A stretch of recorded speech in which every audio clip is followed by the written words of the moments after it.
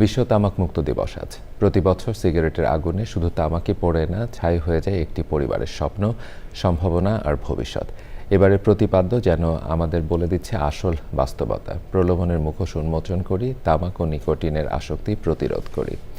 বিশেষজ্ঞদের সতর্ক বার্তা, তামাক আর শুধু ব্যক্তিগত অভ্যাস নয়, এটি এখন ভয়াবহ জনস্বাস্থ্য সংকট। তারা বলছেন, তামাক নিয়ন্ত্রণে সরকারের পাশাপাশি সাধারণ মানুষকে আরও সচেতন হতে হবে। সৈয়দ মাদিহ অদিতের রিপোর্ট। চায়ের কাপে আড্ডা, ব্যস্ত রাস্তার পাশে একের পর এক জ্বলছে সিগারেট। কারো কাছে এটা অভ্যাস, কারো কাছে স্টাইল, আবার কারো কাছে নীরব আত্মঘাতিতা। বিশ্ব স্বাস্থ্য সংস্থার তথ্যে বিশ্বজুড়ে প্রতি বছর তামাকের কারণে মারা যাচ্ছেন ৮০ লাখেরও বেশি মানুষ।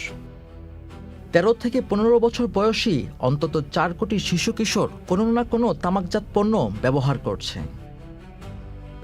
বাংলাদেশের চিত্র আরও উদ্বেগজনক।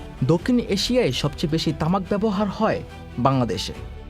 বিভিন্ন গবেষণায় বলছে ১৫ বছর ওপরে যাদের বয়স, তাদের মধ্যে প্রায় ৪৫% মানুষ তামাক সেবন করেন।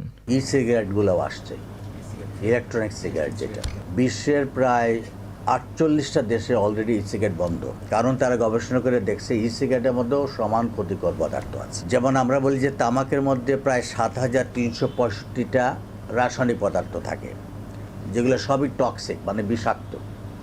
এর মধ্যে ৭০টি হচ্ছে কার্সিনোজেনিক, যেটা ক্যান্সার তৈরি করে। পরিস্থিতি মোকাবেলায় সরকার সম্প্রতি ধূমপান ও তামাকজাত দ্রব্য ব্যবহার নিয়ন্ত্রণ সংশোধন অধ্যাদেশ ২০২৫ অনুমোদন করেছে। এতে ই সিগারেট, হিটেড টোবাকো এবং নিকোটিন পাউচ পুরোপুরি নিষিদ্ধ করার বিধান রাখা হয়েছে। তামাক কমের একটা শেয়ার কিন্তু সরকারের কাছে আছে, আমরা জানি। সেটা প্রত্যাহারের জন্য আমরা বহু আগের থেকেই নিবেদন করছি সরকারকে, সেটা এখনও করা হয়নি।